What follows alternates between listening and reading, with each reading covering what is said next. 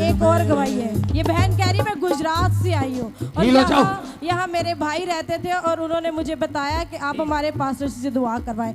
इनके बेटे को गर्दन तोड़ बुखार हो गया था। अब ये 2 माह का है, 2 माह का है और कह रही है कि डॉक्टरों ने जवाब दे दिया था और मेरे भाई ने कहा कि आप ना यहाँ से हमारे पास्टर जी से दुआ करवाएं और ये ठीक हो जाएगा। और कह रही है कि मैंने फोन पर ही दुआ करवाई है और खुदावंद ने मेरे बेटे को नई जिंदगी बख्शी है। Hallelujah hallelujah.